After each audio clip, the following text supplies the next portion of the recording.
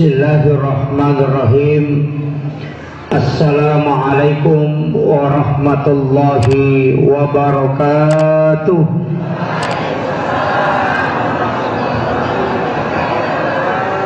Maulaya salli wa sallim daiman abada ala habibika khairil halqi kullihim huwal habibul ladzi turja syafa'atuhu li kulli khawlin minal ahwalil muqtahimi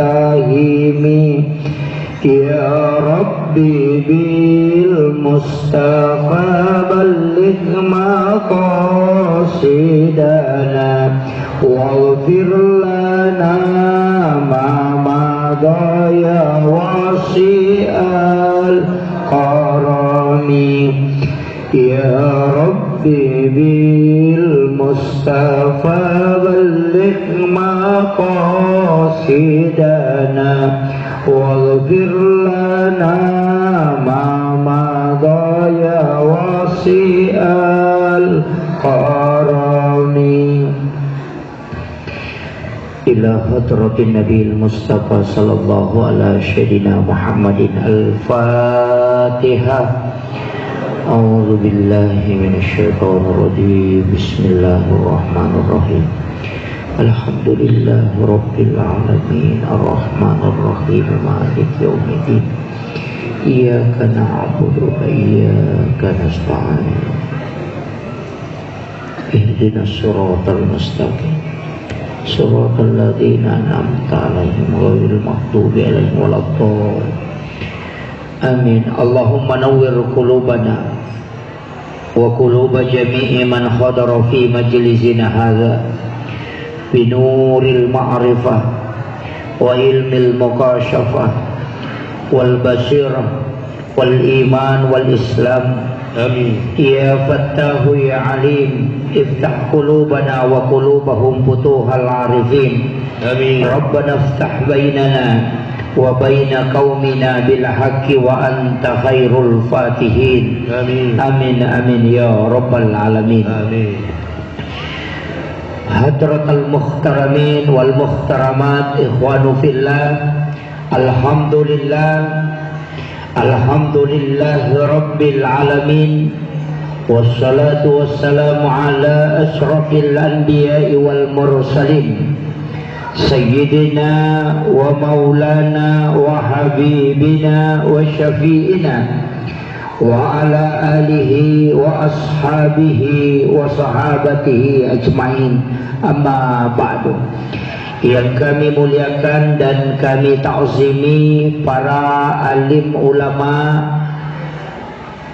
para tokoh masyarakat, para tokoh agama, ibu-ibu yang sempat hadir, seluruh tamu undangan, para pejabat pemerintah yang sempat hadir, ibu anggota DPRD dan seluruh pelaksana dan panitia serta semua yang berpartisipasi demi terlaksananya acara kita pada malam hari ini.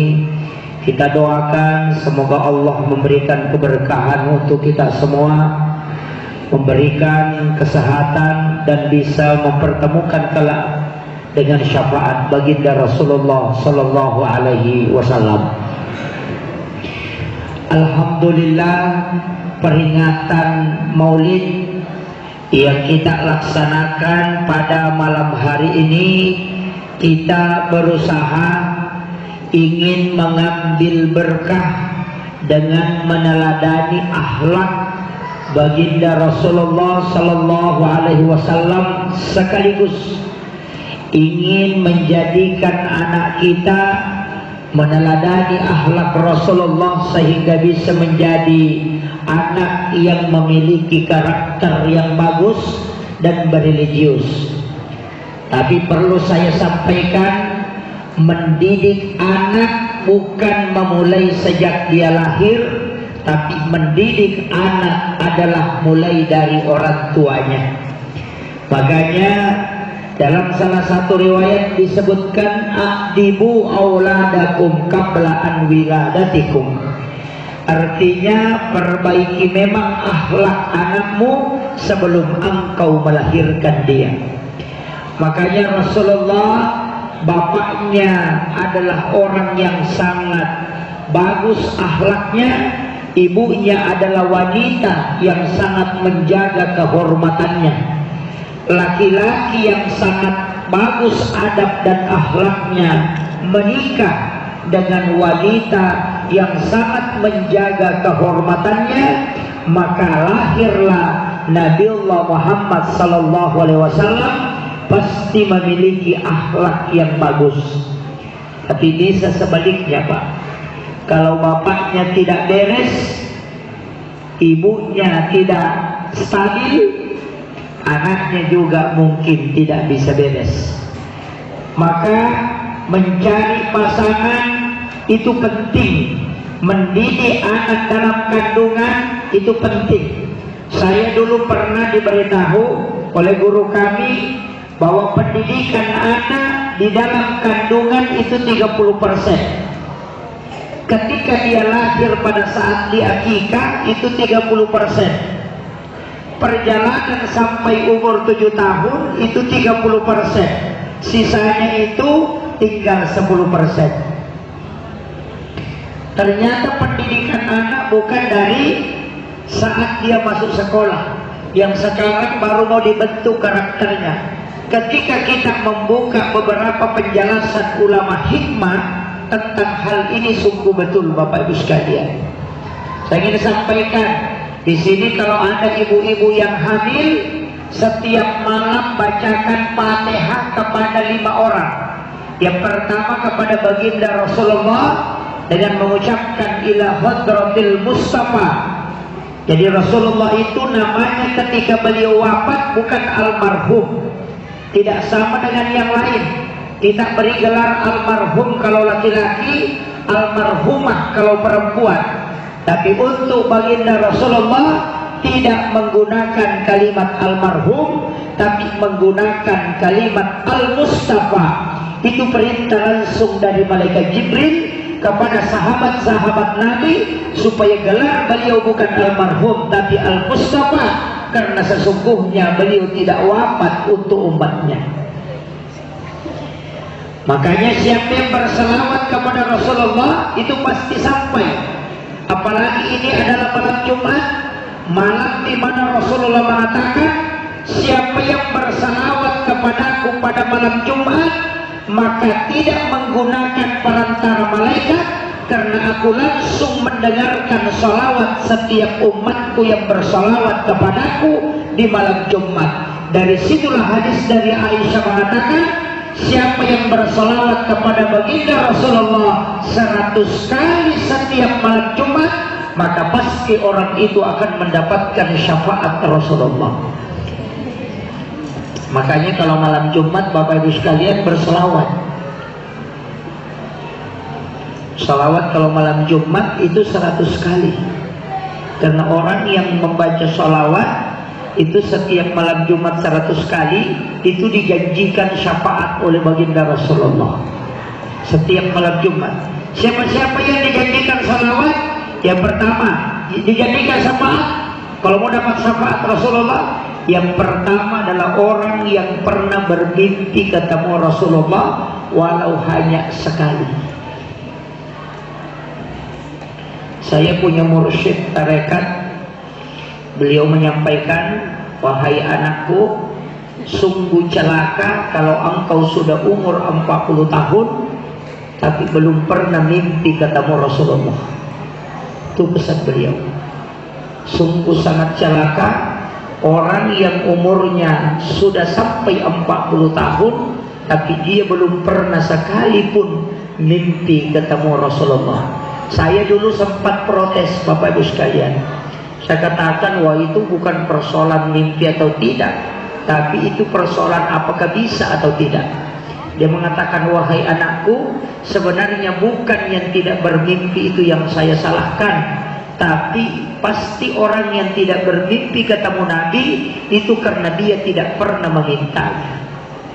Siapapun Rasulullah bisa mendatanginya.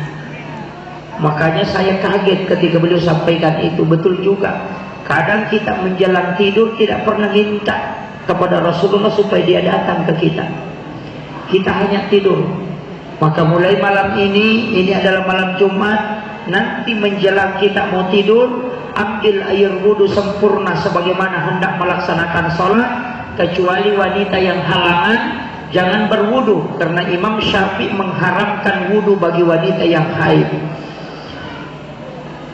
Karena wudu itu ibadah untuk mensucikan, sedangkan wanita haid itu tidak bisa suci dengan wudu. Makanya masih dimakruhkan mendekati haram. Sebelum tidur ambil air wudu sempurna, kemudian kita menggunakan pakaian yang agak menutup aurat, kemudian kita berbaring sambil berdoa, kemudian kirimkan salam kepada Rasulullah sambil membaca salawat, sambil memohon, ya Rasulullah, aku mohon kepadamu, datanglah engkau dalam mimpiku, aku merindukan engkau, aku ingin ketemu engkau ya Rasulullah, walau hanya sejenak. Ulang-ulang terus itu dengan salawat dan lakukan selama 40 malam berturut-turut. Ketika telinga kanan sudah berdengung ketika kita mengucapkan itu sudah isyarat bahwa Rasulullah sudah menyebut nama kita di hadapan para jamaah malaikat, sehingga malaikat bertasbih dan tembus ke ruh kita. Dari situlah Rasulullah mengatakan, siapa yang berdengung telinga kanannya, maka orang itu saya sebut namanya secara khusus di hadapan jamaah para malaikat. Cuma kadang kita kalau telinga kanan berdengung itu langsung ditutup, tiup, atau dikasih begini. Oh jangan, biarkan dia berdengung sampai habis. Pada saat berdengung disitulah kita memohon kepada Allah. Kecuali telinga kiri kita tutup dengan jari telunjuk sambil membaca la haula wala quwata illa billahi wa huwal aliyyil azim. Sudah hafal itu? Kalau tidak hafal kelewatan.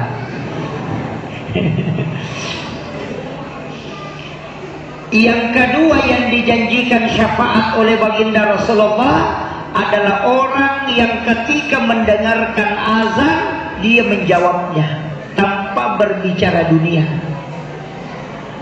dan membaca salawat sesudah azan, kemudian membaca doa, Allahumma rabba hadhihi da'wati tammah wassalatul qa'imah ati sayyidina Muhammadan al-wasilata wal fadilah wasyarafa wad darajata aliyata rafi'ah wa ba'ashu maqaman mahmudan alladhi wa'adata. Ada yang menambah innaka la tukhliful mi'ad, ada yang tidak. Makanya kalau ada yang membaca hanya sampai wa'adata, jangan disalahkan karena memang hadisnya ada dua. Kata Rasulullah, siapa yang mendengarkan azan kemudian dia menjawabnya, kemudian dia bersalawat kepadaku, kemudian membaca doa sesudah azan, maka pasti dia mendapatkan syafaatku kelak di yaumil akhir. Itu sudah dua jalan, Pak. Jalan yang ketiga, ingin mendapatkan syafaat Rasulullah, ini yang agak gampang. Siapa yang cinta dan menghafal surah Al-Kautsar, inna a'tainakal kautsar fasholli li rabbika wanhar inna syani'aka huwal abtar. Siapa yang cinta surah ini dan menghafalnya, maka dia akan mendapatkan syafaatku kelak. Hafal surah Al-Kautsar? Hafal. Kalau tidak hafal surah Al-Kautsar, cukup hafal inna a'taina.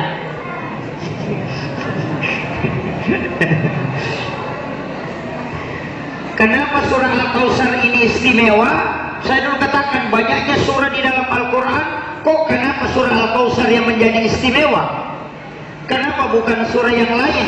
Ada surah Yasin yang disebut Qulubul Quran, ada suratul Fatiha yang disebut Ummul Kitab, ada dua ayat terakhir Quran suratul Baqarah, ada 10. Kenapa ini surah Al-Kautsar?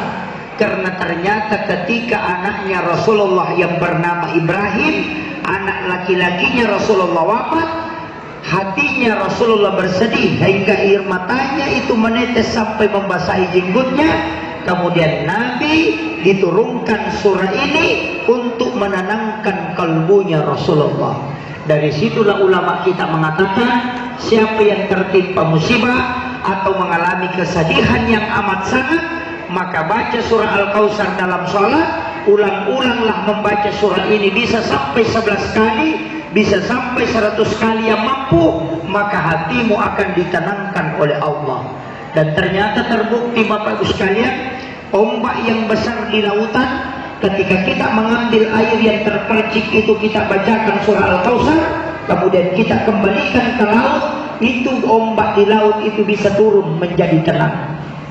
Naik pesawat, kemudian pesawatnya cuaca tidak baik, tempelkan tangan kita di dinding pesawat atau di yang penting bisa menyentuh, bacakan surah Al-Kautsar dengan satu nafas, kemudian ucapkan salam kepada Rasulullah, maka pesawat itu bisa tenang. Anak yang menangis tengah malam, tidak ada yang membangunkan, seperti ada yang menggigit, langsung menangis menjerit, maka ambil tangan kanan kita, bacakan surah Al-Kautsar 3 kali, baru letakkan di dadanya sambil meniup ubun-ubunnya, maka anak itu akan tenang kembali. Itu hebatnya surah Al-Kautsar Bapak Ibu sekalian. Bahkan ibu-ibu yang menggoreng telur yang biasa meletus, maka baca surah Al-Kautsar ketika memasukkan ke dalam minyak, maka pasti tidak akan meletus itu. Kenapa? Benda pun akan diam ketika dibacakan surah Al-Kautsar, apalagi kalbu yang selalu bergejolak itu akan ditenangkan dengan surah Al-Kautsar. Karena surah ini menenangkan kalbu Rasulullah ketika dia dirundung kesedihan ketika anak laki-lakinya Ibrahim wafat. Ini surah Al-Kautsar penting Bu dipakai. Kalau kita masak nasi, nasinya tidak masak, selama periuknya masih panas, tidak usah dinyalakan kompornya lagi. Cukup ambil garam sedikit, bacakan surah Al-Kautsar, letakkan di atas penutupnya. Ketika periuk itu dingin, maka makanan yang ada di dalamnya itu masak. Itu sederhana sekali Pak. Orang tua kita dulu selalu pakai itu. Bahkan membersihkan daging, mencuci daging dengan cucian terakhir, termasuk mencuci ikan, mencuci daging, itu bacakan surah Al-Kautsar pada hari air terakhirnya supaya makanan itu tidak habis. Ia tunasa tomatot tariolo maka dimisai sana ikan dimaksud. Udah paham? Hafal Al-Kautsar? Hafal. Suami yang hatinya selalu bergejolak, sering marah-marah, apalagi sering memukul-mukul, maka baca surah Al-Kautsar 7 kali dengan satu nafas. Bisa. Kasih cepat aja. Inna-atayna Al-Kautsar begitu begitu. Kasih cepat aja. Baca 7 kali dengan satu nafas, kemudian tiupkan ke air, kemudian kasih bermalam 1 malam, kasih suami kita dia minum. Insya Allah itu akan ditenangkan. Itu untuk mengurangi emosinya. Kalau masih tidak bisa, bacakan surah Yasin. Iya. Surah Yasin itu Bu, itu ada amalannya khusus. Baca Yasin 41 kali, padahal cuma 1 kali dibaca, tapi ada ayat yang diulang tertentu sehingga itu sama nilainya membaca Yasin 41 kali. Nah, tapi saya tidak bongkar itu. Itu untuk hajat. Baca surah Yasin itu ada kalimat mubin. Bisa dapat? Fi dhalalim mubin. Berapa kali di dalam surah Yasin berulang? Itu 7 kali. Kalimat mubin itu 7 kali berulang dalam surah Yasin. Ketika ada orang yang minggat dari rumah, apakah suami tinggalkan istrinya atau anak marah kemudian meninggalkan rumah, cukup sholat sunnah hajat 2 rakaat, ambil Al-Quran, bacakan Yasin, setiap sampai pada kalimat mubin, singgah, kemudian sebut namanya, kemudian lihat dia dengan mata batin supaya dia bisa kembali, kemudian baca ayat itu kembali satu kali, kemudian lanjutkan. Setiap sampai pada kalimat mubin, singgah dan berdoa. Anak yang pergi itu tidak bisa tidur matanya kalau tidak kembali ke rumah. Itu kuncinya. Sama orang sakaratul maut dibacakan surah Yasin, di situ juga kita singgah berdoa. Makanya 7 kali. Yang sering kita singgah itu pada salamun qaulan mir rabbir rahim. Itu hanya dibaca ketika ada orang melakukan perjalanan, sementara dalam perjalanannya ada masalah, apakah dia sakit atau gangguan, maka kita baca salamun qaulan mir rabbir rahim, diulang 3 kali. Di antaranya itu setiap 1 kali membaca kita masukkan doa Allahul ladzi la yadurru ma'asmihi syai'un fil ardi wala fis samai wa huwas samiul alim. Sudah hafal itu? Sudah hafal bismillahirrahmanirrahim? Ini bismillahirrahmanirrahim, Bu, itu obat nyamuk yang paling bagus. Orang baca itu sebelum tidur itu tak digigit nyamuk. Saya itu dapat ijazah dari guru tak. Ulama kami itu mengatakan siapa yang membaca itu dengan menutup, jadi gigi itu dirapatkan, kemudian ditutup semua, kemudian baca itu. Tapi jangan bismillahirrahmanirrahim, dibaca Allahul ladzi, karena bismillah itu minta berkah, sedangkan Allahu itu minta pertolongan langsung. Makanya beda. Sama dengan mau menanam kelapa, Pak, mau menanam padi, mau menanam jagung, jangan baca bismillahirrahmanirrahim, tapi pakai Allahur Rahmanur Rahim. Karena kalau bismillah itu minta berkahnya, kalau Allahu itu pertolongan langsung. Kalau sesuatu udah mau dimasukkan ke empang, ke tapak, baca Allahul ladzi la yadurru ma'asmihi syai'un fil ardi, baru baca Allahur Rahmanur Rahim. Tapi ketika diambil baca basmalah. Udah hafal. Basmalah itu Pak ada 27. Cuma kadang kita hafal cuma 1. Itu basmalah itu ada 27. Iya. Mau menyembelih itu juga basmalah. Bismillahi Allahu Akbar, itu kan juga bismillah. Itu bacaan kalau mau menyembelih. Ayam, sapi, bebek, unta, kambing sama saja itu. Cukup bismillahi Allahu Akbar. Sudah hafal? Pendek sekali itu. Iya. Makanya kalau ada ayam kecil 1 lagi mau disembelih, tidak usah bawakan Pak Imam. Pak Imam stres aja itu, selalu dibantu itu. Kita aja yang sembelih, Pak. Ambil pisau, cuma bagusnya berwudu dulu baru sembelih ayam. Ada juga orang itu ayamnya dikasih berwudu baru dia tidak berwudu.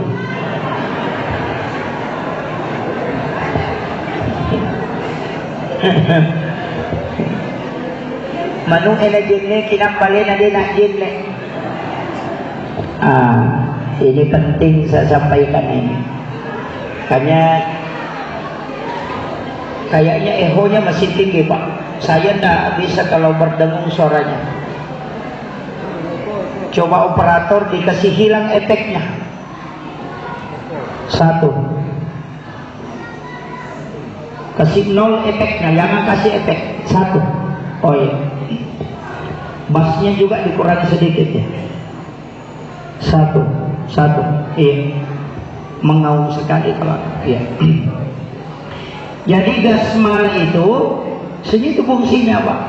Itu tadi bismillahirrahmanirrahim. Kapan dibaca itu?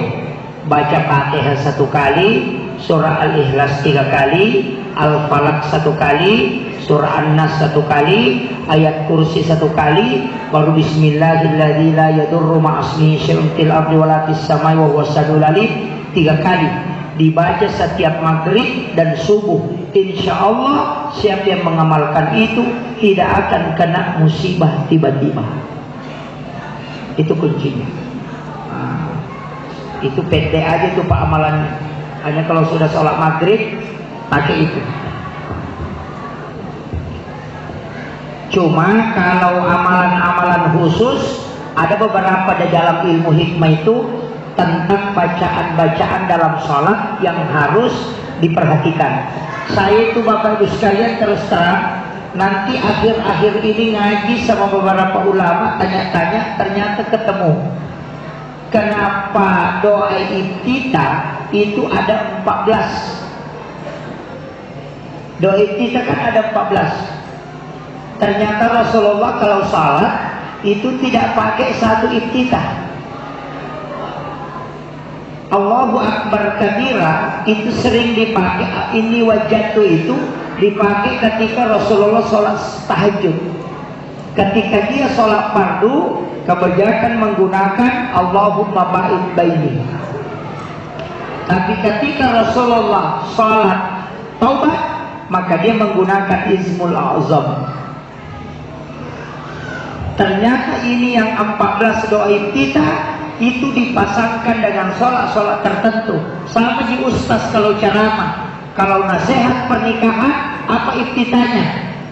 Wa min ayatihi an khalaqalakum min anfusikum aswaja litaskunu ilaiha.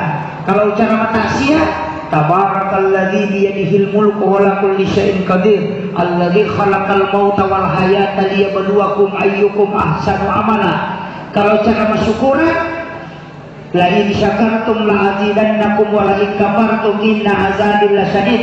Ternyata sholat juga begitu. Rasulullah ketika sholat duha ada doa iftitah yang khusus dipakai. Makanya kenapa doa iftitah itu banyak? Ternyata larinya ke situ karena dia adalah pembuka. Tapi saya kasih tahu, sholat sunnah subuh, kalau orang sholat sunnah subuh itu perlu sekali diperhatikan. Jangan tinggalkan 2 rakaat sholat ini, penting sekali. Bahkan ada sahabat melaksanakan sholat ini sesudah sholat subuh karena terlambat. Kenapa? Saya dapat di kitabnya Imamul Ghazali bahwa siapa yang membaca Alam Nasrah pada rakaat pertama sholat sunnah subuh, rakaat kedua dia membaca Li'ila fi Quraisyin, maka orang itu tidak ada musuhnya yang bisa mencelakainya. Ini yang harus diamalkan ibu anggota dewan ini.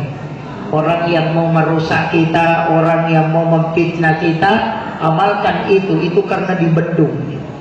Pejabat seperti camat, kepala desa, banyak orang yang iri dengan jabatan kita, yang kemudian mungkin ada yang irinya kelewatan.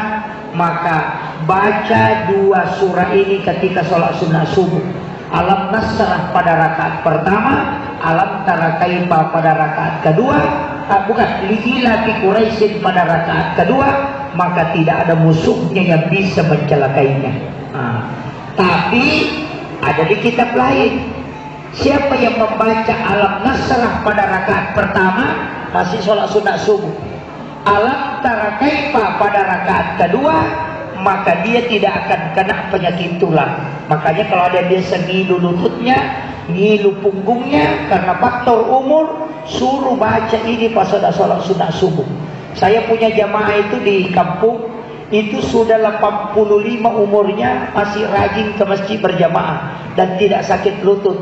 Sekalinya saya ceramahkan, dia datang itu kasih tahu saya, Pak Ustaz, ini ceramah saya pernah dengar 40 tahun lalu ketika salah seorang ulama sekaligus waliullah di Belawa itu, Guru Taqi Haji Abdul Malik, itu pernah ceramahkan, dan itulah yang dia jadikan banyak orang bertanya-tanya, apa kau baca sehingga kau tidak sakit punggung, sakit lutut? Dia bilang tidak ada, padahal dia sembunyikan.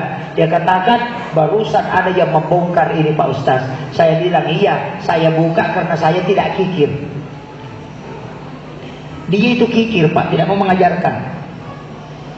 Dia selalu ditanya, dia tidak mau kasih tahu orang. Padahal kalau membaca Alam Nasrah pada rakaat pertama, Alam Tara Kaifa pada rakaat kedua, itu dalam ilmu hikmah, itu bukan hadis, itu tulangnya itu terjaga. Kalau ada biasa sakit-sakit punggungnya, terutama ibu-ibu, malkan itu. Kalau dalam kitab Hasinatul Asrar, di kitab Gudang Rahasia, kuliah ayyuhal kafirun rakaat pertama, ini masih sholat sunat subuh. Kuliah ayyuhal kafirun rakaat pertama 1 kali, rakaat kedua surah Al-Ikhlas dibaca 3 kali. Itu sama dengan bersedekah emas seperti bumi besarnya. Itu pahalanya. Bapak ibu mau cari yang mana? Obat lutut atau pakaian selamat atau mau sedekah banyak? Bilang, waduh bagus semua itu Pak Ustaz. Kalau mau semua ambil, pakai wiridnya. Rakaat pertama baca alam nasrah, kemudian kuliah ayyuhal kafirun, digandengkan itu 1 rakaat. Kemudian nanti rakaat kedua baru baca alam tara kaifa liilati quraisy, baru baca surah Al-Ikhlas 3 kali. Sudah dapat semua. Itu yang disebut dengan wirid sholat sunnah subuh. Sudah dapat? Kalau belum paham, itu fatal itu, Bu. Makanya saya sering sampaikan, jangan sering kalau sholat pakai surah Al-Lahab. Jangan Pak. Saya dikasih tahu ulama hikmah itu, dia mengatakan, nak begini, bacaan surah dalam sholat itu mempengaruhi kehidupan. Jadi kalau baca takbat tiada adilah itu justru membuat kehidupanmu itu agak berat. Bukan dilarang, dia mengatakan yang kau baca surahnya itu menjadi doa. Makanya bacaan surah ketika pejabat banyak membaca alam nasrah supaya selalu diangkat karirnya, tidak stop sampai di situ. Bahkan saya dapat ijazah langsung itu musalsalah. Setiap selesai sholat fardu, letakkan tangan kanan di dada sebelah kiri, perut sebelah kiri. Ibu jari agak didorong sedikit naik, 4 jari ini diletakkan di perut. Kemudian baca alam nasrah 3 kali, qul huwallahu 3 kali, Al-Ikhlas 3 kali, baru rabbi shrah li sadri wa yassir li amri wahlul 'uqdatam min lisani yafqahu qawli. Rabbi yassir wa la tu'assir, dibaca 3 kali. Maka kehidupanmu kalau ada orang yang berusaha menghalangi, maka itu selalu dimudahkan oleh Allah, dan engkau tidak pernah menjadi anak buah. Itu karirmu akan selalu menanjak. Itu pesan beliau. Dan anak-anakmu tidak ada yang fakir. Itu pesan beliau. Itu pendek aja tuh Pak. Makanya setiap selesai sholat letakkan di sini, perut sebelah kiri, tangan kanan dipakai, baru baca alam nasrah 3 kali, Al-Ikhlas 3 kali, baru rabbi shrah li sadri wa yassir li amri wahlul 'uqdatam min lisani yafqahu qawli. Rabbi yassir wa la tu'assir, itu dibaca 3 kali. Itu. Sudah hafal? Belum? Waduh. Ya, insyaallah ada rekamannya. Ini tuh YouTuber ya? YouTuber Ustaz? Oh ya, Masya Allah. Nanti dilihat disajak di sana. Karena saya itu tidak punya tim Pak Bu. Yang Bapak Ibu lihat itu di media, di TikTok, di Facebook, itu bukan milik saya. Itu hanya jamaah. Saya tidak punya tim. Saya itu kalau berangkat selalu jalan sendiri. Ini saya sudah 18 hari keliling belum pulang. Dari Kalimantan, Batu Licin, kemudian masuk ke Jambi, dari Jambi kemudian ke sini, dari sini nanti ke Jakarta, Masjid Istihsan Tanah Abang, sudah itu terbang ke Mamuju, kemudian ke Masjid Lapeo, kemudian sudah itu terbang ke Kalimantan, Balikpapan, Samarinda, kemudian ke Bontang, dari Bontang langsung ke Papua, nanti dari Papua Wamena, Manokwari, Wamena, Jayapura, kemudian kembali akhir bulan langsung ke Malaysia. Itu jadi saya ini sudah mengalahkan jamaah tabligh kayaknya. Keluar beberapa hari mutar-mutar aja. Tapi saya tetap sesibuk apapun pasti menelpon istri. Dan ketika istri menelpon sesibuk apapun pasti saya angkat. Karena kadang-kala kita itu Pak tidak syukur nikmat. Pada saat masih bujang selalu berdoa, ya Allah berikan aku istri, ya Allah berikan aku istri. Sekalinya ada istrinya tidak diperhatikan. Waduh, itu kufur nikmat itu. Ibu-ibu juga begitu, minta ya Allah mudah-mudahan aku bisa dapat suami cepat. aku takut tidak dapat suami. Sekalinya dapat suami, tidak diperhatikan. Itu kufur nikmat. Jadi jangan lihat pasanganmu sebagai manusia, tapi lihatlah dia sebagai titipan Allah. Itu penting, Pak. Banyak orang sering pukul istrinya, marah-marah istrinya. Oh, itu parah itu, Pak. Kalau ada suami sering pukul istri, ganti dengan bebek itu. Ditukar dengan bebek aja itu. Itu bahaya itu suami-suami yang begitu. Tapi ada juga memang istri yang bikin jengkel. Iya. Ada istri yang bikin jengkel suaminya. Apa? Sering jalan. Oh, mutar jalan, bikin partai, bikin gorengan di sana, bikin goreng pisang di sana. Oh, jalan terus, harisan terus. Suaminya tidak diperhatikan. Itu parah itu. Ada juga istri itu yang menghafal, suka menghafal. Suaminya mau makan, dia bilang sudah ada makanan di rice cooker, ada di piring di situ. Kalau tidak ada bersih cuci bagi. Kalau ada makanan di bawah isu situ sana. Kalau dingin bisa dikasih panas. Tidak ada siapkan. Nampaklah mana nih? Dihafal saja. Itu yang parah. Tak ada di sini Budi. Oh, saya kasih tahu Bu. Kalau suami makan, dampingi. Jangan jauh-jauh dari dia. Jangan biarkan dia makan sendiri. Karena di situ kadang suami itu kurang rasa sayangnya. Nah, banyak laki-laki. Kalau dia makan, kita duduk di sampingnya, kemudian perhatikan. Kalau kita tidak makan. Bagusnya perempuan, nanti suaminya makan, baru dia makan. Jangan kenyang sebelum suaminya kenyang. Nah, gitu Bu. Itu akhlaknya seorang istri. Udah paham? Tidak susah gitu? Iya, tidak susah. Jangan bilang susah. Tidak susah. Nabi sudah tahu. Wanita itu makannya lama. Dan paling sering makan. Memasak, dia coba makanannya, makan. Sudah dimasak, kemudian dipindahkan ke tempat nasi, ada sisanya, makan lagi. Ada menempel di kayunya, ambil lagi. Makan anaknya, dia suap anaknya, dia makan juga. Ada sisa anaknya, dia makan lagi. Suaminya makan juga dia. Ada sisa suaminya, makan lagi. Pergi cuci piring, masih ada, dia makan lagi. Cuma tak banyak, sedikit. Wanita itu istimewa, Pak. Walaisa dzakaru kal unsa. Memang laki-laki tidak pernah sama perempuan. Wanita itu pupil matanya itu 70 sampai 80 derajat. Makanya wanita itu kalau lihat ke depan begini, dia masih bisa lihat di sana. Iya. Makanya wanita itu kenapa matanya itu bisa melihat ke samping padahal kepalanya lurus. Kalau laki-laki tidak. Kalau melihat begini cuma sampai di sana penglihatannya, ke samping. Kalau perempuan melihat ke sini bisa melihat di sana. Iya. Makanya bilang itu tetangga beli kulkas. Dia bilang mana? Bilang gitu. Padahal dia menghadap ke depan. Nah, itu kelebihannya wanita. Kenapa? Karena dia bisa melihat masakannya, melihat pekerjaannya, dan juga melihat anaknya bermain. Kalau ada suami tak disuruh jaga anak, kemudian sementara dia buka laptop, nanti bunyi kepalanya anaknya dipapat, baru dia lihat bilang jatuh.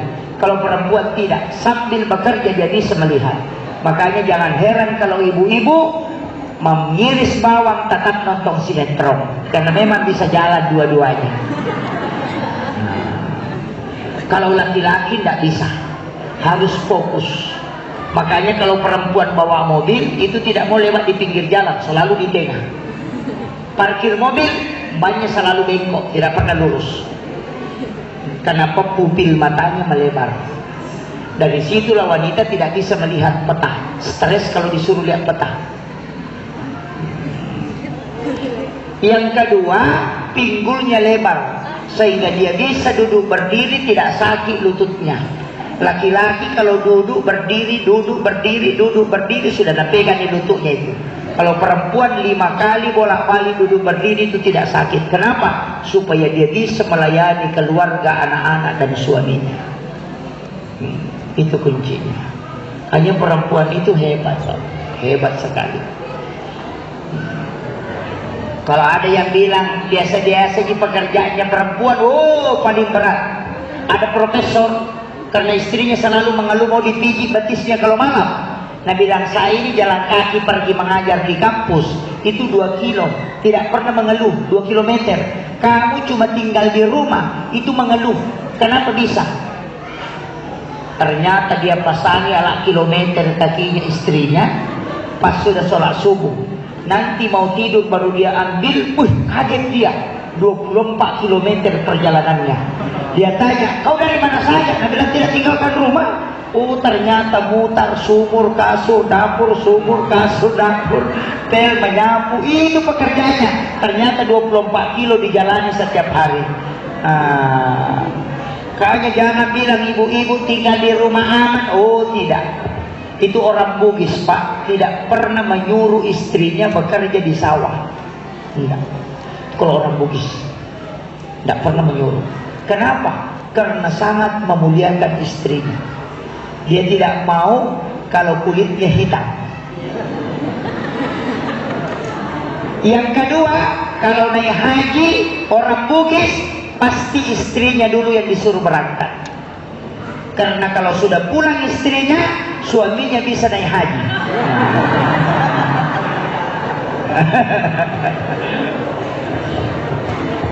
Kenapa dia kasih naik haji istrinya? Karena satu kesyukuran ketika istrinya sudah bisa haji. Itu orang Bugis begitu Pak. Kalau di sini Bugis saya tidak tahu. Di kampung saya bilang, aku betul kok ya. Istrinya juga yang pegang uang. Jika kau gitanya bini nama katani di, bahaya itu. Dan ada biasa itu. Laki-laki yang pegang uang. Oh, parah itu Pak. Tadi ibu-ibu saya kasih tahu, ada beberapa ilmu hikmah. Kalau makan Bu, jangan buka bibir. Kalau makan, nanti kalau menyuap makanan, buka bibir. Tapi ketika mengunyah, jangan dibuka, itu ditutup. Hanya rahang yang bergerak. Jangan bilang. Itu enggak. Itu pamali kata orang Bugis. Pamali itu ilmu hikmah. Kenapa? Wanita ketika mengunyah dia tidak membuka bibirnya. Ketika mengunyah, maka suaminya itu pengantin baru setiap malam. Paham maksud saya? Belum. Kalau bibir atasnya wanita dia tutup ketika dia makan, bibir bawahnya juga itu tertutup. Sudah paham? Kalau tidak paham, error betul itu. Sama dengan makanan, jangan melangkahi. Biasa kita ambil makanan, itu melangkahi makanan. Ada ikan di depan kita, ada ayam di sana. Kita ambillah ayam, melangkahi ikan. Oh jangan. Makanya orang Bugis itu menghidangkan makanan, dia pakai baki supaya bisa diputar. Dalam ilmu hikmah itu ada ditemukan Pak, orang yang mengambil makanan yang ada di depannya itu dia tidak urus rezekinya, orang yang akan uruskan itu. Tapi kalau dia mengambil melangkahi makanan, rezekinya dia tidak bisa dapat kalau dia tidak urus. Itu kuncinya. Kali disebut, makanya Rasulullah menyuruh kita mengambil makanan yang ada di depan kita. Kadang ada orang makan itu kayak eskapator tangannya. Nggak ada jenis ini. Ini nanti saya sampaikan Pak. Itu ilmu hikmah kan begini. Ilmu fikih disebut kajian Islam, ilmu tauhid disebut kajian iman, ilmu tasawuf disebut kajian ihsan. Kalau ulama fikih disebut fuqaha, kalau ulama tauhid disebut murabbi, kalau ulama tasawuf disebut mursyid. Itu beda. Kajian Islam itu kajian fikih, hukum-hukum, dan itu pasti banyak pendapat. Kalau kajian iman itu kajian tauhid, akidah. Kalau kajian ihsan itu kajian adab, akhlak. Makanya akhlak itu tasawuf masuk. Kalau tauhid, teologi nama ilmunya, itu masuk di akidah. Kalau fikih, fuqaha, mazhabnya Syafi'i, Maliki, Hanafi, Ahmad bin Hanbal. Kalau teologi, mazhabnya Mu'tazilah, Jabariyah, Qadariyah, Sunni, Syiah, dan Ahlus Sunnah. Kalau tasawuf, Qadiriyah, Saktari, Ahlaki, Halwatiyah, Samam, Halwatiyah, Yusufiyah, Naqsabandiyah, itu masuk di akhlak. Jadi makanya agama itu begitu. Jadi kalau mau khusyuk dalam sholat, belajar sama ulama tasawuf, jangan belajar sama ulama fikih. Karena mau khusyuk persoalan kalbu, tanya ulama ahli kalbu, itu ulama tasawuf. Kalau mau tahu sah tidaknya sholatnya, benar atau salah, maka tanya ulama fikih. Karena hukum-hukum sholat dan tata caranya ada di pada ulama fikih. Kalau mau mengenali Allah dengan cara mengenali melalui jalur alam atau jalur apa, maka tanya ulama tauhid, karena di situ intinya. Sama aja kalau sakit, kalau jantungnya sakit, jangan ke dokter tulang, dah ketemu. Di sinilah banyak orang mau khusyuk sholatnya, belajar sama ulama fikih, tidak bisa. Sehingga dia setting gerakan Allahu Akbar, tidak bisa. Karena khusyuk persoalan kalbu, persoalan mengenal, bukan persoalan gerakan Allah. Wah, ini jadi masalah. Ada bahkan yang paling lama Allah. Oh, lamanya jalan kanan. Kayak orang naik pesawat tempur itu, naik. Baru ujungnya, kadang orang sudah baca Fatihah dia masih sibuk Allah. Waduh. Padahal dalilnya jelas. Wallahu akrabu min hablil warid. Allah itu lebih dekat daripada urat leher. Yang kedua, wa huwa ma'akum aina ma kuntum. Dia selalu bersamamu dimanapun engkau berada. Tapi untuk mengenali, dalil mana yang dipakai? Anta abudallah ka'annaka tarahu fa illam takun tarahu fa innahu yaraka. Jadi sebenarnya kuncinya sederhana. Ketika kau menyembah, yakin kau bisa melihatnya. Tapi kalau tidak mampu, yakin saja dilihat. Maka yang paling mudah. Jadi jangan pergi ke atas kalau tidak bisa. Allah, jangan. Yakin saja Allah melihat saya takbir, Allah melihat saya ruku, kayak ada CCTV, Allah melihat saya tahiyat, Allah mendengarkan saya baca. Itu sudah tidak capek. Karena orang capek itu yang selalu mencari. Tapi kalau dia merasa dilihat, maka dia tidak capek. Makanya pejabat yang capek itu yang selalu minta diperhatikan. Selalu berdiri depannya Pak Bupati. Kalau Pak Bupati tidak dia, zikir lagi dia supaya dilihat. Oh, itu orang capek itu. Sudah paham loh? Kayak orang Bugis bilang, ya sengit paling ngerang, ya kodena tuh paling ngerang, dan nanti ya paling ngerang. Artinya ketika kau sudah mengingat Allah, pasti yang lain hilang. Tapi ketika kau mengingat dirimu atau makhluk, pasti dia hilang. Makanya kalau takbir, koneksikan saja. Kalau sudah hilang, hanya dia, tutup takbir kita. Sudah, itu namanya terkoneksi. Itu yang gampang. Oh, yang naik itu Allah. Itu dia pakai dalil juga. Sholatu mi'rajul mu'minin, dia pakai itu. Tapi kalau ada anak-anak ribut, pasti dia marah-marah. Ini anak ribut mengganggu kita, tidak bisa khusyuk. Padahal orang tidak ribut, dia juga tidak khusyuk. Cuma alasan aja itu. Tidak ada di sini. Banyak. Oh, saya kasih tahu Pak. Tapi harus sholat. Jangan tidak sholat. Sholat Pak. Saya kuncinya hanya satu, jangan tinggalkan. Karena satu-satunya ibadah yang tidak bisa digandakan dalam perbuatan itu cuma sholat. Orang puasa Pak, nonton TV itu tidak batal puasanya. Orang haji bicara itu tidak batal hajinya. Tapi orang sholat nonton TV pasti batal sholatnya. Betul. Apa yang bisa diganda itu? Tidak ada. Kalau sholat itu pasti. Orang yang sholat itu tidak mungkin bisa nonton TV. Kalau dia nonton pasti batal. Atau dia bicara pasti batal. Dia makan batal. Kalau orang haji itu masih bisa makan. Satu-satunya ibadah dari semua yang wajib itu cuma sholat itu yang tunggal. Dan tidak bisa dilakukan kalau tidak dalam keadaan suci dan mesti menghadap ke Baitullah. Itu cuma sholat. Kalau yang lain tidak ada. Coba, haji itu bisa tidak menghadap ke Baitullah. Cuma hanya datang ke sana. Banyak juga orang sering naik umrah itu Pak, bolak-balik tapi tidak ada di sini di. Saya sering kasih tahu, kalau sudah umrah 1 kali 1 tahun, 1 kali 2 tahun, tidak usahlah bolak-balik terus pergi. Kenapa? Umrah itu ibadah pribadi, bukan ibadah sosial. Coba uang 30 juta, 40 juta kita habiskan untuk melaksanakan umrah. Memang pahalanya besar, tapi itu batasan pahalanya tidak bisa bertambah. Kalau bapak ibu umrah satu kali dapat pahala misalnya 100.000 pahala, itu tidak bisa bertambah kalau wafat. Tapi kalau uang yang 40 juta itu kemudian kita kasih ke anak yatim, dia pakai mengongkosi dirinya untuk sekolah menghafal Al-Quran 30 juz. Setiap dia membaca Al-Quran, kita akan selalu mengalir pahalanya. Atau kita bangun madrasah dengan 40 juta itu, bisa dengan satu kelas. Atau bangun masjid dengan itu, bisa terjadi masjid. Maka setiap orang tempati sholat, pahalanya akan terus mengalir. Itulah dimaksud orang yang umurnya pendek tapi berkah. Kenapa? Karena tidak pernah berhenti mengalir. Kalau umrah itu ibadah pribadi, kalau tidak diterima, stres kita. Ada yang parah, umrahnya diutang,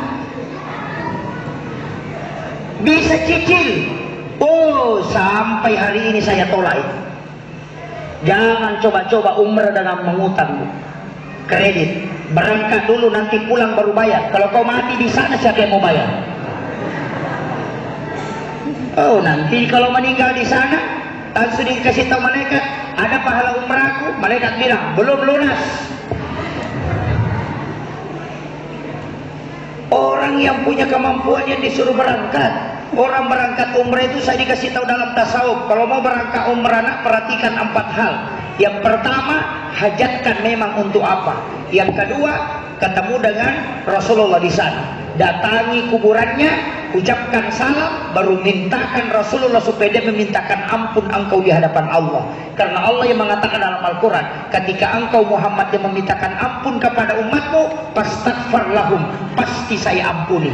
Makanya kalau datang ke sana, datangi Rasulullah, beritahu, saya ini dari Makarti ya Rasulullah, jauh-jauh datang ke sini untuk menziaraimu. Saya banyak kesalahan dan dosa, aku mohon kepadamu ya Rasulullah, mintakan ampun segala dosaku di hadapan Allah. Oh, itu mantap, Pak. Yang kedua, datang ke Mekah, di depan Ka'bah, setelah engkau tawaf, laksanakan sholat sunnah 2 rakaat, baru minta kepada Allah supaya dia terima semua amal kebaikan yang pernah kita lakukan di tempat ini, dan minta supaya dia dilipat gandakan. Yang kedua, minta supaya semua dosa-dosa kita diampuni oleh Allah Subhanahu wa taala. Kemudian setelah itu minta, ya Allah, nampakkan kepadaku dosa apa lagi yang belum aku tobatkan. Oh, itu akan diperlihatkan satu-satu. Itu tidak sembarang orang pergi umrah cuma pergi selfie.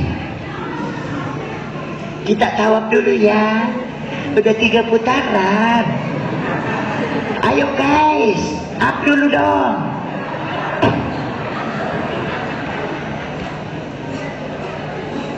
Tawaf itu sholat sunnah. Kalau di sini sholat sunnah tahiyatul masjid. Kalau di Masjidil Haram tawaf. Tidak bisa bedakan mana ziarah, mana sholat. Kalau tawaf itu sholat sunnah tahiyatul masjid. Kalau kita di sini 2 rakaat, kalau di sana 7 putaran. Kenapa 7? Karena anggota sujud itu ada 7. 1 kepala, 2 tangan, 2 kaki, 2 lutut. Makanya 7. Langit itu 7 lapis, tangan 7 susut, tawaf itu 7 kali, sa'i juga 7. 7 hari umurnya anak disuruh akikah, 7 tahun disuruh sholat. Kenapa angka 7 ini selalu disebut? Karena itu angka 7 angka istimewa. Banyak orang tidak tahu. Tapi kalau saya bongkar angka 7 itu Pak, ketahuan itu. Kenapa 7? Putaran tawaf itu 7, sa'i juga 7. Langit itu 7 lapis, tanah itu 7 susun. 7 tahun umurnya anak disuruh sholat, 7 hari kelahiran disuruh akikah. Kenapa bukan 10 hari? Kenapa bukan 3 tahun disuruh sholat? Kalau dia 10 tahun tidak sholat, pukul. Kenapa? Karena menghadapi tahun ke-14. 14 itu 7 kedua. Dan 7 tahun umurnya anak masuk sekolah SD. 7 tahun kemudian masuk SMP. 7 tahun kemudian masuk perguruan tinggi. Kenapa? Karena 27 tambah 7 berarti 14. 14 tambah 7 berarti 21. Umur 21 suruh menikah sampai umur 28. Kalau ada orang tidak menikah di 21 sampai 28, nanti 35 baru mau menikah. Makanya banyak orang itu tidak mau lagi menikah, nanti umur 40 baru mau menikah kembali. Orang mengatakan puber kedua, sampai-sampai yang sudah menikah mau menikah lagi.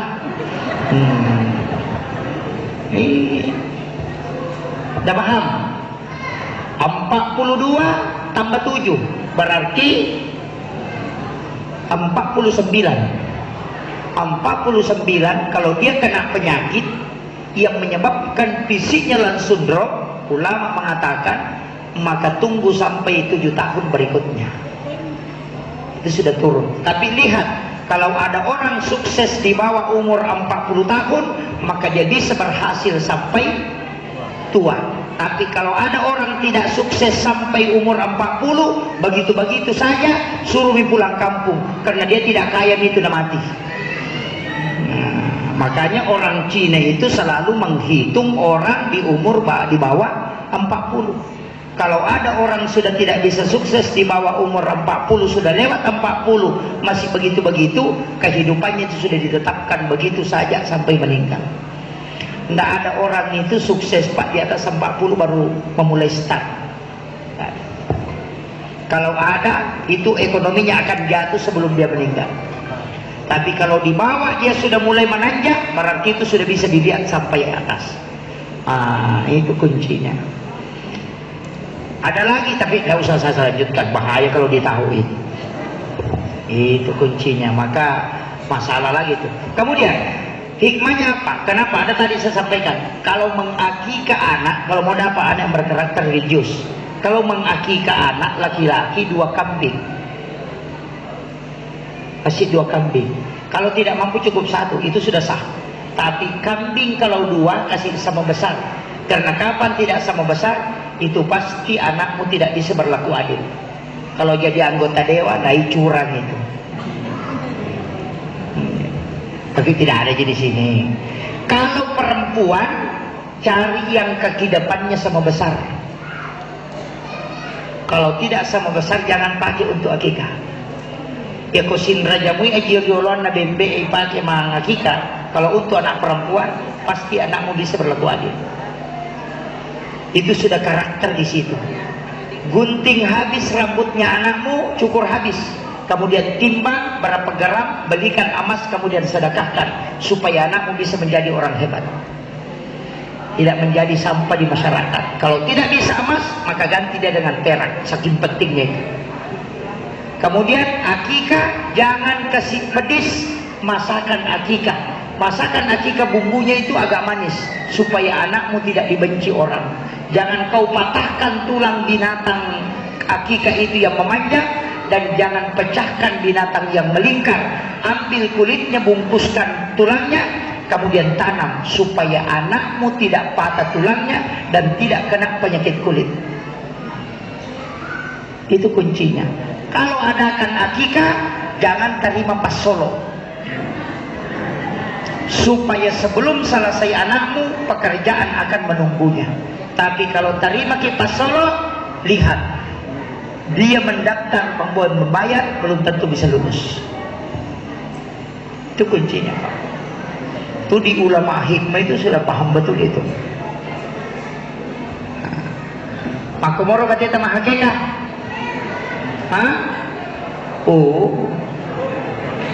Makanya bikin lagi Bu ya. Sama kalau anak mau dibikin, jangan berhubungan ketika istri sangat ngantuk, karena pasti anaknya tidak bisa bicara. Sampai 7 tahun itu belum bisa bicara. Itu kalau ngantuk itu. Kalau ada anak sudah 7 tahun lagi lagi, Bapak, anak, oh itu buatan ngantuk itu. Paham ya Bu? Oh, jangan berhubungan kalau ngantuk. Itu tulangnya anak itu lemah. Itu tulangnya lemah, fisiknya lemah itu, dan tidak bisa bicara. Itu larinya ke autis itu. Jangan kalau sudah bermimpi berhubungan badan, kemudian bangun berhubungan tanpa diantara dengan wudu. Kalau istri hamil karena itu pasti anaknya kena epilepsi, penyakit ayam. Itu penelitian Bapak Profesor Dr. Dadang Hawarij dalam buku Psikoterapi Al-Quran. Oh, penting itu ditahu.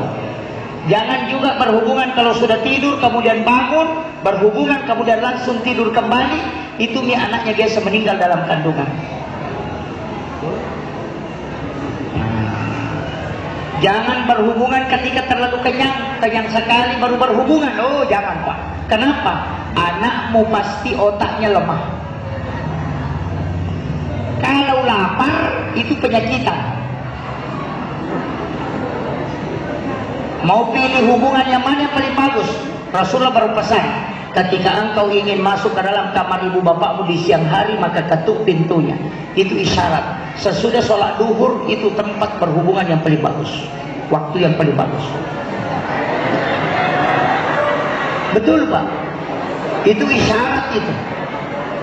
Kalau ada anak, ini pesannya guru Profesor Dr. Quraisy Shihab ketika ketemu dengan Profesor Dr. Arifudin di Ibone. Apa kata Pak Prof? Jika ingin melahirkan anak yang cinta agama dan pasti cinta ilmu, tidak susah kau didik dia, maka buatlah dia sesudah sholat duhur. Pasti didik dia yang minta masuk pesantren. Iya betul. Kemudian yang kedua, sebelum dan sesudah sholat subuh, anak di situ rata-rata juga bisa cerdas.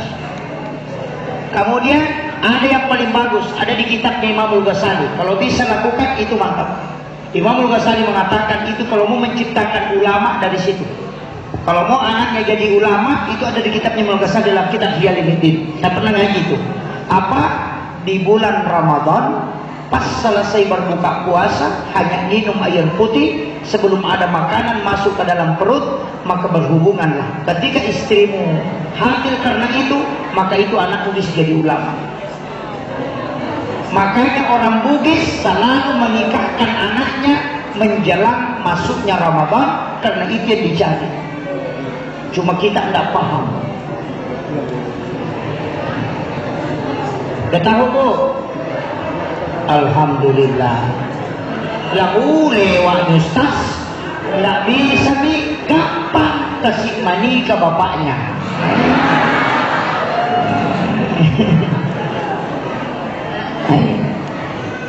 Itu di kitab Hiya itu luar biasa. Kalau orang bisa lakukan, makanya ada orang yang memang mencari hal-hal itu. Saya pernah tanyakan kenapa memang, langsung dia bilang, Ramadan itu jin dan syaitan itu sudah diikat, tidak lepas, makanya pasti tidak terkena gangguan. Yang kedua, tempat yang paling mustajab untuk berdoa, karena orang berpuasa itu diberi dua kesempatan berdoa, satu di dunia ketika dia berbuka, dan satu di akhirat nanti. Maka pada saat itu mintalah. Makanya caranya begini, saya kasih tahu supaya betul-betul tahu. Saya jelaskan ini. Kalau berhubungan, ada nikmat yang diberikan oleh Allah. Lipat kedua tangan, tangan kanan itu di atas untuk perempuan, letakkan di atas dada. Kemudian laki-laki meletakkan telapak kiri tangannya di lantai, kemudian dia menunjuk ke atas tangan kanannya, tekan jari tengah. Kemudian baca doa Rabbana atina fid dunya hasanah, singgah, jangan dilanjutkan. Itu doa kosong Pak.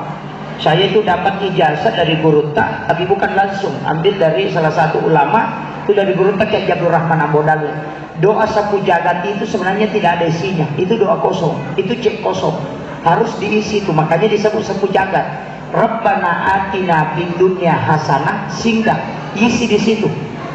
Kebaikan apanya dunia yang kau minta, maka minta. Itu mina bilang orang tua dulu, maka ada okko tangana duit makibua, pajabak makibua, ya ku parampok aku mati itu ilau. Makanya Rabbana atina fid dunya hasanah, singgah, minta di situ. Wa fil akhirati hasanah, singgah lagi. Yang kau minta tadi fid dunya hasanah, usahakan dia menjadi wa fil akhirati hasanah. Kemudian minta supaya kau tidak kena siksa api neraka gara-gara itu, waqina azabannar. Maka itu sebenarnya intinya Pak. Itu langsung itu. Itu doa itu Rabbana atina itu cek kosong itu, belum ada isinya. Makanya mau diisi Rabbana atina fid dunya hasanah, sehingga di situ minta tembus itu. Makanya orang keladi yang baca itu dia lanjut saja, saya tahu dia belum tahu isinya ini. Karena orang baca Rabbana atina fid dunya hasanah wa fil akhirati hasanah wa qina azabannar, itu kosong. Makanya disapu-sapu jagat, karena seluruh isinya dunia bisa kau masukkan, tinggal kau pilih mana yang kau mau masukkan di situ. Makanya disebut cek kosong. Rabbana atina fid dunya hasanah, Apa di situ? Di dunia hasanah apa? Apa yang kau mau minta di dunia kebaikan? Minta. Kalau mobil, minta di situ. Kalau jabatan, minta di situ. Kalau anak, minta di situ. Itu kuncinya. Udah paham? Saya kira ini sudah lewat 1 jam, Pak. Ini banyak jamaah kita yang dari luar. Jadi saya menyampaikan terima kasih kepada seluruh jamaah, terkhusus panitia. Saya juga terus terang, saya berangkat dan musibah juga. Kenapa saya mengatakan musibah? Iran itu juga musibah, Pak. Kadang-kala di bandara itu orang ngajak foto, di mana ngajak foto, dia tidak minta amalan, cuma ngajak foto. Tuh saya kadang, mestinya kita itu punya wirid-wirid tertentu. Saya itu banyak belajar ke ulama untuk mengambil ijazah-ijazah ilmu. Bahkan ada ijazah kemarin saya ambil langsung sama Buya Ar-Rasyid Hashim. Itu ijazah Fatihah 1 nafas. Oh itu mantap itu, Pak. Saya dulu pernah ngambilnya sama guru Tasenur, ambil juga dengan Kiai Sanusi Dahlan. Tapi saya dapat lagi dari Buya Ar-Rasyid Hashim karena dia sangat langsung ilmunya. Jadi itu penting sekali. Bapak Ibu baca Fatihah 1 nafas itu bisa dipakai mengobati anak yang sakit perut, anak yang matanya itu istilahnya seru matanya. Iya. Kemudian ketika kita sakit, pakai Fatihah 1 nafas, niatkan, baru itu bisa langsung itu, Pak. Itu 1 nafas. Makanya saya wasiatkan kita bisa amalkan hal-hal seperti itu mudah, itu tidak susah. Iya. Saya terus sampaikan, siapa tahu ada nanti di media mengatakan ini media itu, saya tidak punya media. Terus terang, saya tidak punya media. Memang wasiat ulama saya, kalau mau ceramah saya wasiatkan 3. Yang pertama, jangan pernah urus apa yang telah kau sampaikan. Yang kedua, kalau pergi ceramah cukup jalan sendiri, jangan bawa orang. Itu memang pesannya. Makanya saya itu jalan tidak pernah bawa pengawal. Kenapa? Karena kalau bawa orang, Pak, itu 3 orang diongkosi cuma 1 yang ceramah. Betul. Dibelikan tiket 3 orang cuma 1 yang ceramah. Baru kalau pakai uang masjid itu ustaznya tanggung jawab. Kemudian pesan beliau yang ketiga, usahakan kau yang bawa barangmu sendiri. Kenapa? Orang yang membawa barangnya sendiri itu lebih mudah tawadu dibanding dibawakan barangnya. Rasulullah itu selalu membawa belanjaannya sendiri. Walaupun sahabat memintanya, tetap dia yang membawakan. Bawa. Kenapa? Supaya dia bisa menjaga ketawaduannya. Padahal Rasul itu bisa terjaga. Kalau ada orang dia sandalnya diangkatkan, wah itu musibah juga itu, Pak. Itu pesan. Makanya saya itu kadang cukup biasa aja, tidak usah terlalu begini. Kemudian pesan beliau, jangan pernah bicarakan amplop. Hanya kalau ada panitia panggil kemudian mengatakan ustaz yang tentukan, itu bohong. Amplop itu saya tidak pernah tahu, Pak. Karena saya bikin perjanjian dengan istri. Ini rezeki yang dikasih orang, jangan pernah kasih tahu saya berapa. Kalau kau kasih tahu saya, kita akan cerai. Dan itu saya ultimatum memang. Kenapa? Ketika saya ketahui jumlahnya, Bapak undang kembali, pasti muncul bahwa sekian nanti dikasih. Tapi ketika saya tidak tahu, saya tidak akan terpengaruh dengan itu. Makanya itu aja kuncinya. Kadang orang bertanya, berapa saya sedang tidak. Jangan bikin saja acara, selama saya bisa sempat, saya akan datang. Itu aja. Makanya kehidupan agama itu pasalnya kita yang mengatur. Jangan mau langsung ini, enggak. Saya beberapa membatalkan ceramah itu, mohon maaf. Mungkin ada panitia yang bisa dengar, ada beberapa ceramah itu saya batalkan. Kenapa? Itu karena menyebut nominal. Pasti saya tidak datang. Kalau dia mengatakan saya kasih sekian ustaz, mohon maaf, itu saya sudah bergaris merah, tidak akan datang ke situ. Itu kan tidak bisa, Pak. Itu menjual murah itu. Masa agama mau di kontrak tekengkan begitu dengan materi, jangan. Kalaupun ada yang tentukan ya silakanlah, tapi saya itu diajari sama ulama jangan, karena kau pasti tidak bisa ikhlas. Sama dengan imam, Pak Imam yang ada di sini kalau pergi baca doa, jangan buka amplopnya, kasih istrinya, nanti istrinya yang buka. Nanti kalau baca doa buka 50.000, buka lagi 20.000, udah bilang, oh si anu kasihkan 20.000. Sekalinya pergi baca doa di situ, doanya pendek saja. Rabbana atina fid dunya hasanah. Selesai. Jangan, supaya hatimu tidak terganggu dengan materi, jangan pernah melihat materinya, supaya kau tetap jalan pada jalurmu. Itu kuncinya. Dan itu sama dengan ustaz-ustaz yang hadir di sini, saya wasiatkan amplop khutbah Jumat jangan pernah buka, supaya kita tidak terpengaruh dengan tempat yang kita tempati khutbah. Itu jadi masalah kalau kita buka itu. Maksud dia, oh 200.000, oh ini masjid kikir sekali. Nah itu sudah, jangan. Allah akan memberikan yang lebih dari itu. Itu dikuncinya Bapak. Sama istri, berapapun kasih ke suami, syukuri. Jabat tangan saja, cium tangannya, baca Alhamdulillahirrabbilalamin ala fi kulli khali ma razaqtana. Tidak habis sampai nakasih ke suami, Allah akan tambahkan rezeki lagi. Itu doa yang paling mustajab untuk istri. Akhirul kalam, wallahul muwaffiq ila aqwamit thoriq. Assalamualaikum warahmatullahi wabarakatuh.